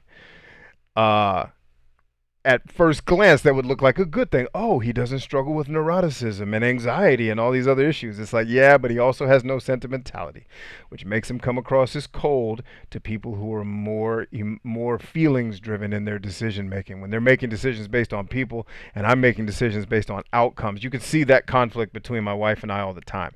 And I say conflict because I'm not talking about a fight. I'm just saying it's tension. She almost always makes decisions based on how it's going to affect the humans. I almost always make decisions based upon how it's going to affect the bottom line. All right, so we make a really good team, but it's like she'll always, babe, when you do that, the babies will live. They got to learn how to be men. Now do the push-ups and get up out of my room. You know what I mean? Like she's always looking at the heart and I'm always looking at the outcomes. Not always, but that's our default. So one could argue that your scores could be very contextual to the life situations that you're in. Scoring a 1.18 in emotionality on the battlefield is effing amazing because all the things that make you a good warrior are being low in those things. Doesn't necessarily make you a great dad if you're always in no emotion. Let's go. And it's not that you don't have emotions, it's just that you're not governed by these other things. Like my mother and my grandmother are they're 5 out of they're top of the charts in sentimentality, and it causes so much friction in our relationships because I have basically none, and they'll get offended like, oh, well, you didn't think about it's the 17th anniversary of the day I took you to Disney World. Like, get the what? You were supposed to come over today. And I'm totally exaggerating for the sake of humor, but that's the world I live in. So don't get a low score and be like, oh crap, I'm not doing well. It's not necessarily the case. But there's the beautiful thing is you don't have to stay there, right? I know I'm low in sentimentality, so I overcorrect for it. I do things that show sentimentality to my family because I know they need that to feel connected to me, right? Like I took flowers to my wife one day when she was working, just out of the blue. Wasn't Valentine's Day, wasn't a birthday, wasn't an anniversary. I just showed up to the bakery. She used to run a bakery. I just showed up with flowers, and all the other people there at the bakery were like, oh, and she was blushing like, yeah, that's right. My man loves me, right? I don't do that naturally. I have to consciously make an effort to do things that are romantic. Now, romantic to me is when she wakes me up in the middle of the night talking about someone's trying to break in the house and I go grab some tools and go to neutralize the threat. That's all the romance you need is I'm going to go down there and put my life on the line to protect you and this family because I love you and I would do that. That is how I show affection. So knowing that my family needs more of the softer skills, I just develop them because I know I'm low in them. And that's the beauty of the test. You're not stuck. You can make behavioral changes that address it. Multi-platform X Field says, followed you over from TikTok. Bless you, man. Thanks a lot. Andrew says, I'm good. It's good to see you live on YouTube once again. Yeah, get on TikTok, man. Come follow me on TikTok. I was doing live streams on TikTok every day until they banned me. I was killing it. You know, and it was funny because on TikTok I was getting 1,000 people in my streams, man. Like my biggest stream was like 1,145 people. strong, just killing it. YouTube, the biggest YouTube I ever had was 20,000 people, but that was kind of a fluke. That was a timing thing where I just happened to be streaming the right thing at the right time, and thousands of people came. Um, but other than that, like my typical big streams on YouTube would only tap out around 300 people. But TikTok be sending people to me. In fact, I had one of TikTok's super famous guys on my live stream that I got banned from. I was trying to have a conversation with him. Guess TikTok didn't want us to chat with each other. Josh Quinn says, I do have one question. I was thinking about the podcast you did with Hierarchy of Needs and the six basic human needs. Is it possible to be lacking in more than one? I feel that I currently lack both novelty. Yes, absolutely. Yes. In fact, at different times of your life, you can lack any number of them uh, concurrently. Right? Usually, you don't want to be lacking one. You want to have that squared away to a degree, but you can certainly be in a place where you're lacking a lot of love, right? Or like so for me, I was totally lacking significance before I started working on my company full time because I was in a place that gave me the work I was doing paid great, but it was bullshit work. There's no nicer, more there's no better way to say that. I was being asked to do literal bullshit. And here's a guy that used to command soldiers on the battlefield and make decisions that were um, determining whether or not someone was going to live or die, and then being trusted to run a billionaire's company, to even have to do a congressional testimony on the behalf of that billionaire, where the billionaire trusted me with all of those things, and I was barely trusted to make copies in a different part of my career. And I had no significance, none, and it was killing me because significance and growth are the ones that mean the most to me, and love.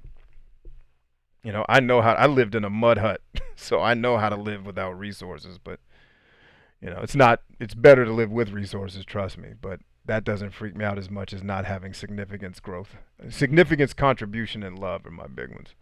But you can certainly be lacking in all of them if you're not careful. Christopher Scott says the only one that was a 5 was perfectionism. So again, that's a good example of something you want to be careful of, because if you're a 5 in perfectionism, the extremes on both ends are usually not great.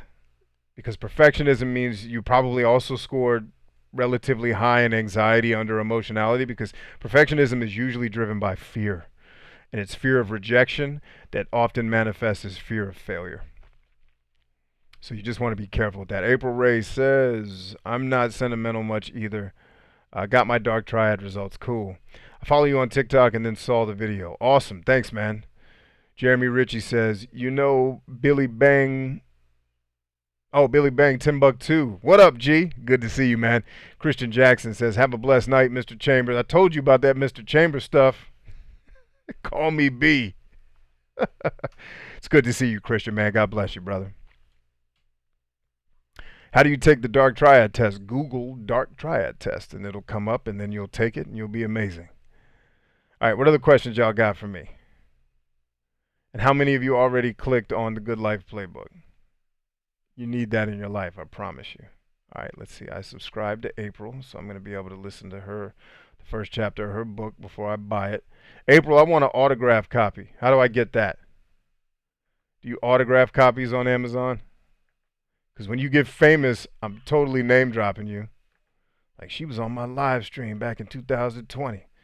Now she's the president of the United States. And I'm bringing my autograph book to the White House, so they'll let me in so I can hang out with you.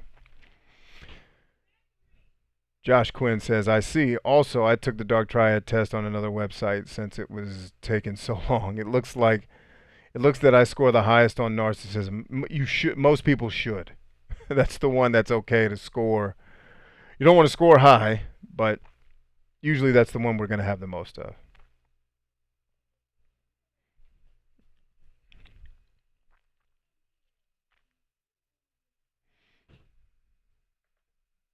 I can see I might have to beat down a toddler tonight when I get out of here, because he is acting up. And the two ladies in the house struggle to rein him in. He's about to get reined the hell in. He does not know what's coming.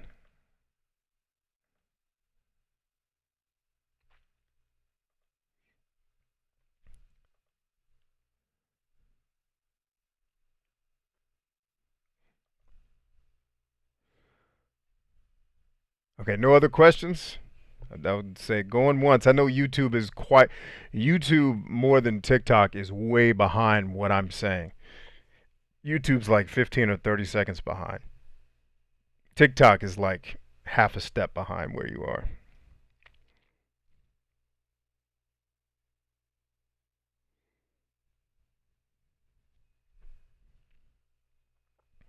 I think my next TikTok stream is going to be called the I Got Banned Party.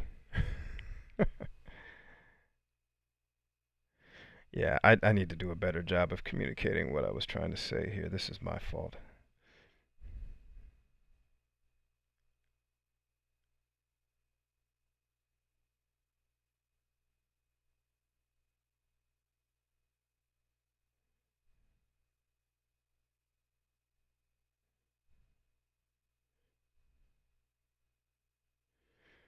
All right, where's the wink emoji?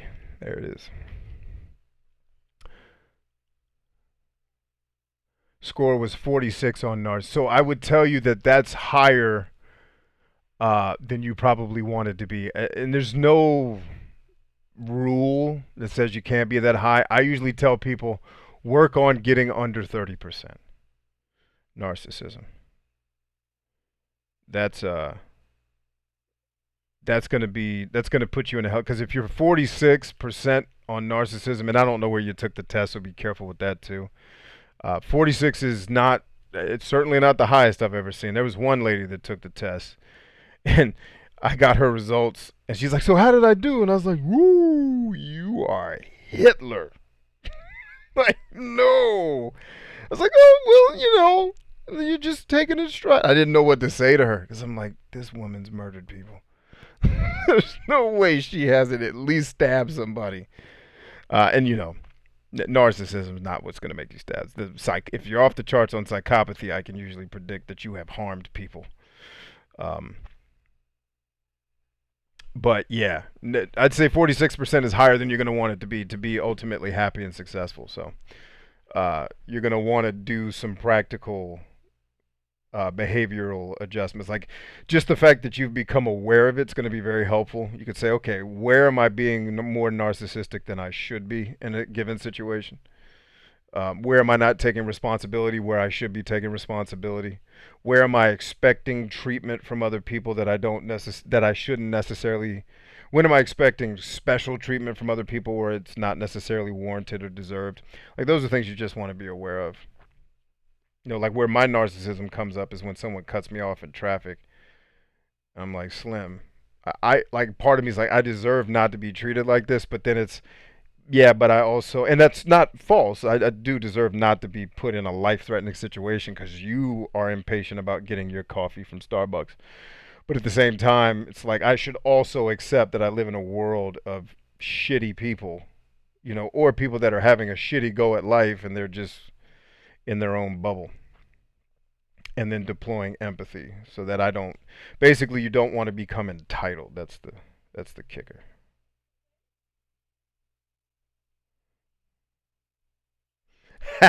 I forgot I responded to this lady. She did this funny duet uh, with my video. Oh no, she just did a funny video on her own. She did a gaming meme. Okay, a toddler's about to get it. Get it. All right. I'm gonna try to do this without yelling. Try to be empathetic. Oh, he's running too. He knows I'm coming. Get in the bed. Come here where I can see you. He heard me coming, didn't he?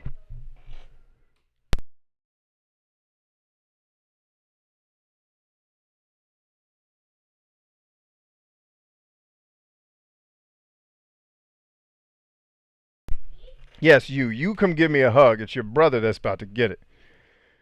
I'm gonna give you a good night hug. I love you. And this platform doesn't ban me for hugging my kids, so you can hug me while I'm on camera. I love you, little brother. You doing okay? Love you too. Did you have fun watching your movie? Was it good? Yeah. It was a good movie? Are you gonna be the next Karate Kid? Yeah. Okay. Kiss. Huh. I love you, man. Go have a good night's sleep. Let's see. What did I? Wow, a bunch of you commented when I was getting my kids squared away. Do I ever use the knife hand? Every day, bruh. You know I use the knife hand every day. I was actually about to use the knife hand just now when my toddler started screaming. Screaming drives me nuts. Like, dude, go to sleep. Like, I get that you're upset or you might want to cry, but the screaming's got to stop. But I also have to respect that's an empathy thing too, right? Because he has developmental issues. He is behind his age, right? He was born that way, so it's like I always have to remember too. Yeah, he's a toddler, but he's really kind of like an old 2 year old. Having to remember that he's growing a little bit slower than other kids his age. So it's just part of the growth process for both of us. What does it mean if you score 1 to 1.9 in all the dark triad areas? So that's okay. Because I think the one you took is like 1 out of 5, right? Gerald also says I score 4.17 lighter than the average person. Oh, so was it 4.6 instead of 46? Speaking of which, have you heard of the opposite of this? I think it's the light triad test. Never done a light triad test. But the hexacode does altruism, which would be, I think, the converse of either psychopathy or narcissism. And I score a 5 on altruism. That actually surprised me, especially given what I used to do for a living. Josh Quinn says, also, I took the test on the site name IDR Labs. I think I've heard of that one. John Bernard, there's a name I haven't heard in a while. Would you share your dark triad scores, B? I don't have them. Do I have them handy? See if I can pull them up on my phone. If I can pull them up, I'll share them with you guys.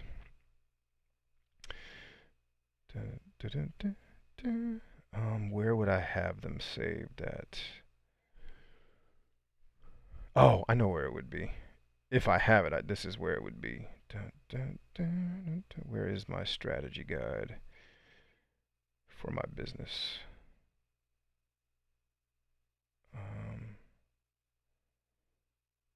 Where is it? No, I don't want the template. I want my actual strategy for the company because all my scores would be in there.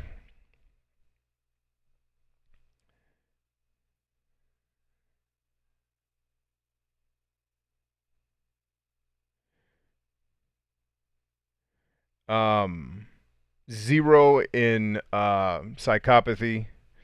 The second percentile Machiavellianism, so I'm very low there, and I'm like the 11th percentile in narcissism. So I'm low in all of them. I'm nothing in psychopathy.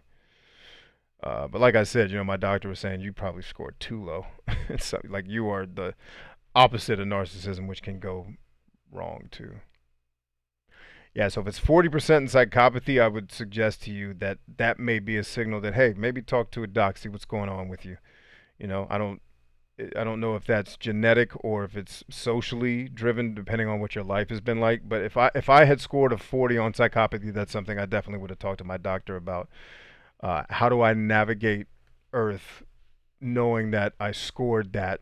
But like for example, if I tested 100 Navy SEALs, guarantee a pretty good number of them would score close to you too. So it's not necessarily bad. It's just something that you need to be aware of. You don't. I would say you want to score lower than that, but I'm not you. I don't know you personally. I don't know your life situations.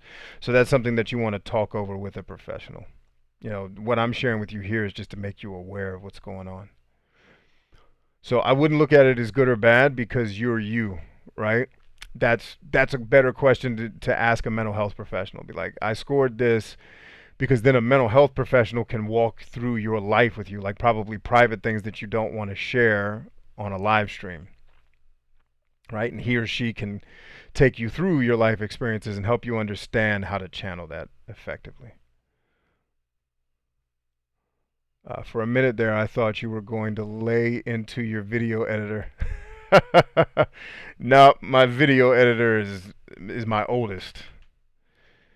He is or my videographer is my oldest. But no, my video editor went to bed already. Christopher says 8% narcissism, 17% Machiavellianism, and 67% psychopathy. Yeah, so you guys that are scoring higher in psychopathy, I'd talk to someone about that. But that's me. You guys got to figure out what's right for you.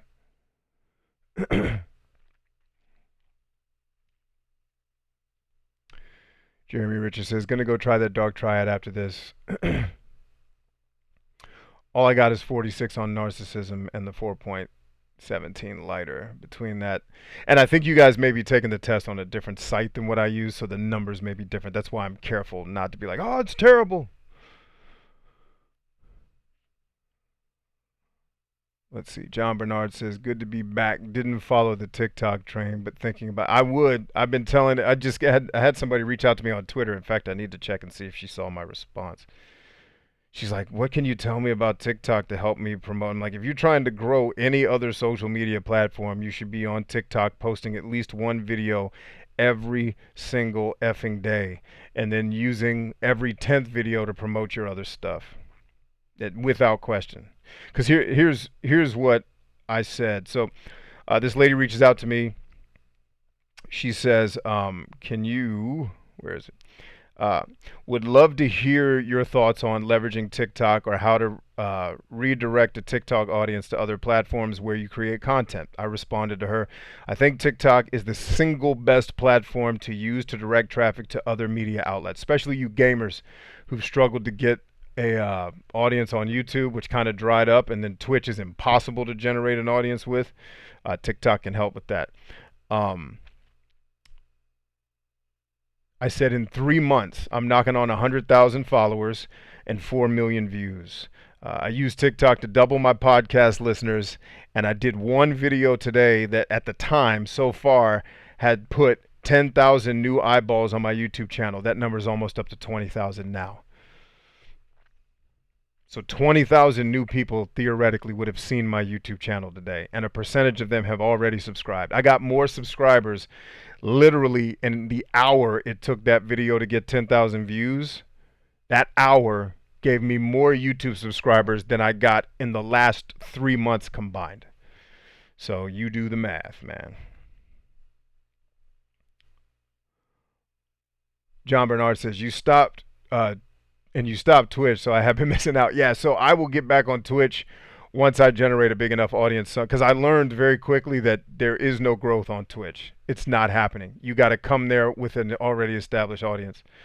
And so I was like, all right, that's not going to happen on YouTube because I don't make a lot of gaming content. And eventually my plan was to use Twitch to do real life content, which is what I think is going to kill in the long run because it's already killing on Twitch.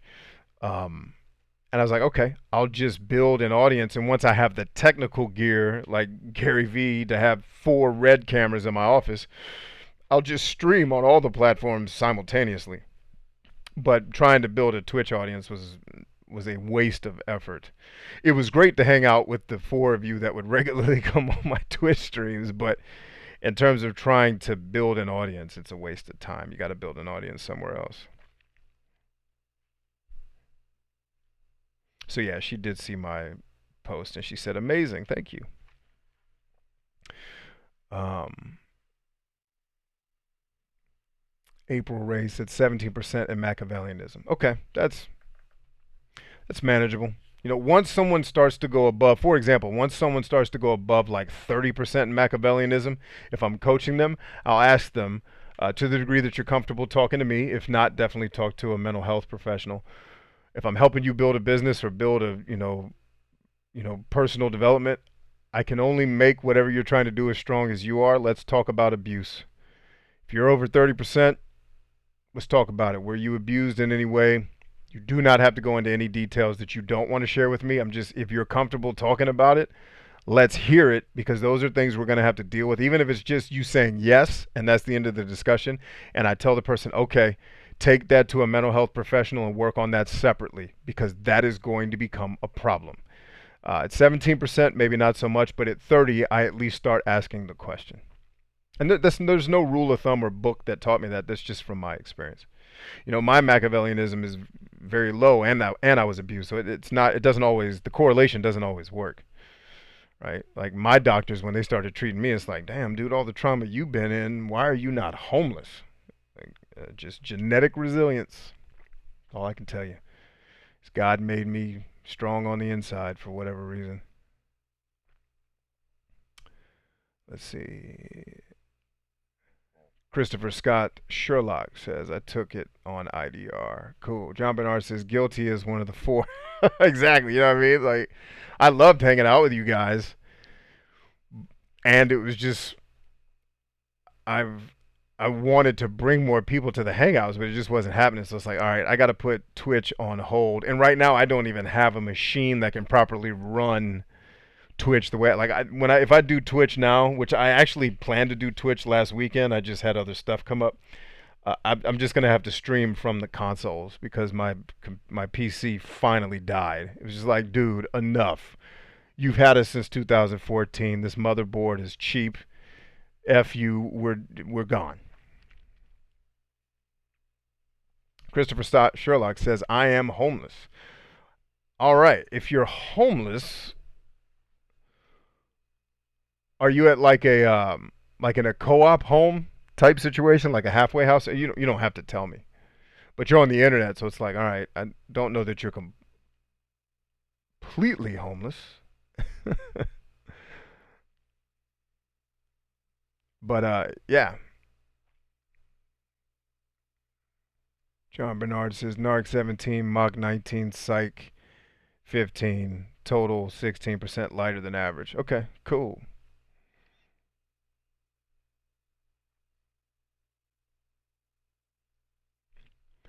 Yeah, Christopher Scott, that's tough, man.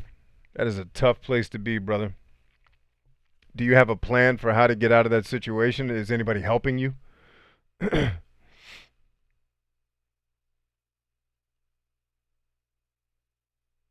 Yeah, no, I assumed you were on a cell phone. I just, most of the, because I used to work with the homeless pretty extensively. Most of the ones I worked with didn't have cell phones. But that was also many years ago. Maybe things have changed. Are you in any programs that are helping you get out of that situation? Are there any programs near you that will, like where I live, I befriended the women who run the homeless outreach um,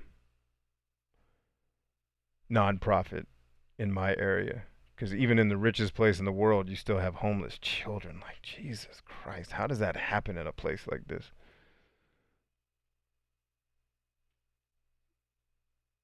Jeremy Ritchie says technically he's homeless too, but he stays with friends and family. I can dig it. John Bernard says took it a while ago, so could update.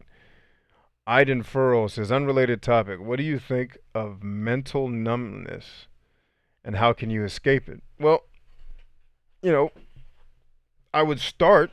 And my solution to those types of things is always talk to a mental health professional because they can walk you through it. But in a very practical sense, think about how you got to mental numbness. Because you didn't just arrive there. I'm sure there was a sequence of events that took place in your life that got you there. So start to evaluate what were the causes that led to that outcome. And then how can you reverse the effects of those situations? Christopher Scott Sherlock Jr. says, my wife and daughter are in Abilene, Texas, about to get into a rental house. I'm in OT. Oh, okay, you're an over the road driver. I see what you mean. You were being figurative. I got you, man. My brother in law does the same thing. It's good stuff.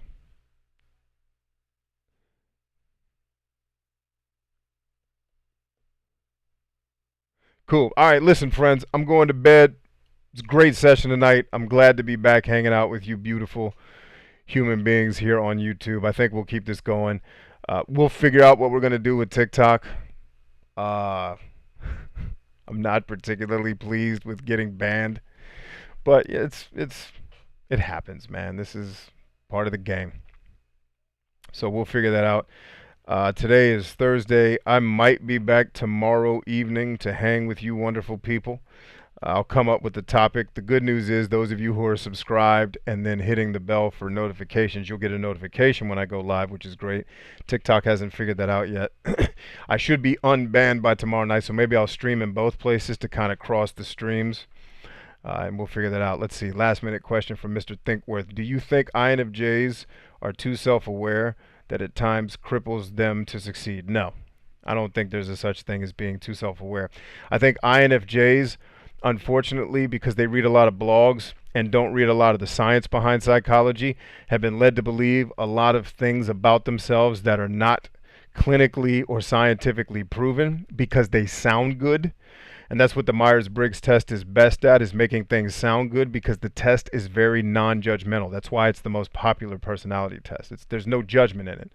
I've heard everything from INFJs are more predisposed to depression. Not proven.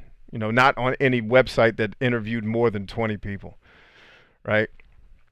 Um, I think certainly if you take the I and the J out of the equation and just look at your temperament, right? Because that's where the core of what Carl Jung was talking about that became this kind of bastardized version of what he was talking about with the Myers-Briggs test, right? The NF temperament, right? The intuitive feeler. You are very much driven to acquire self-awareness because that sense of self is very important to you. And that's the part that I think resonates more so than a lot of other types, because a lot of other types are more outwardly focused. They're not necessarily as introspective as you are. But all these ideas, and that's why I stopped doing Myers-Briggs content, because it was like talking to a bunch of cult leaders that couldn't agree on what right was. I'm like, I'm just going to go with the stuff that's better rooted in scientific study and not being controlled by people who are running opinionated blogs that sound right. So I just went with stuff that could actually be measured. So no, one, I don't think there's any such thing as too self-aware to succeed. I think if you took a hexaco test, you'd probably find that you score pretty high in emotionality. You probably score high in anxiety. You probably score high in perfectionism under conscientiousness. And those are two fear-driven behaviors that keep you from taking action. Instead of taking action, you're constantly worried about how the action is going to play out, so you get frozen and you get stuck. But I don't think it has anything to do with being an INFJ. And some of that could just be anxiety. It's not even necessarily a personality problem. It may be a mental health challenge that you want to talk to somebody about. Not saying that that's right, but I got out of the business of talking the Myers-Briggs stuff because I got tired of the, as a blah, blah, blah, blah, blah, I believe all these things that I read about myself on the blog somebody wrote. And it's just like, okay, where's the evidence of that? Other than it sounded good and you went along with it. So I think the Myers-Briggs test is good for two things: teaching you how you process information and how you make decisions. That's where I draw the line at the usefulness of that test. I think it's good at figuring out that you process information either through, you prefer to process using intuition or, your five senses basically, or you prefer to make decisions based on outcomes or based on people. I think the test does a decent job of that. When we start getting into the introvert versus the extrovert, or the judger versus the perceiver, I'm like, all right, those two things were added after the fact, and I think it's ended up causing, to me, more confusion. And by the way, I have other entrepreneurs who swear by the Myers-Briggs who are supremely successful. So you also have to kind of go with what works for you. But I think that paralysis by overanalysis is more an anxiety-based, fear-based, fear of rejection that manifests as fear of failure, which there is no such thing. If you're still alive, you haven't failed. So take action. Action, you usually most people think they feel their way into acting when the opposite's actually the truth. You can act your way into feeling. And what I found with most INFJs that I've talked to is they're waiting for all these explanations before they take action. Just go do shit. And then live with the results and make the necessary adjustments, and then you'll get more comfortable with it. Christopher Scott Sherlock says, but for 11 years I was on the streets in San Antonio, Texas. That's tough, man. Well, I'm glad you got out of that, brother. Jeremy Ritchie says, have a great night. Josh Quinn says, good night. Josh Quinn says, good night, chat. Jeremy Ritchie says, talk blocker. All right, cool, y'all. I'm up out of here. I love y'all dearly. Look for me tomorrow night. I don't know what time yet. We'll figure all that out. You'll get a notification. We'll lock this thing down. Also, we'll be broadcasting my podcast live either Saturday or Sunday. I have not decided whether I'm going to do that here or on TikTok or on both. So, stay strong. Remember that we are stronger than I love you dearly. And I will see y'all mañana.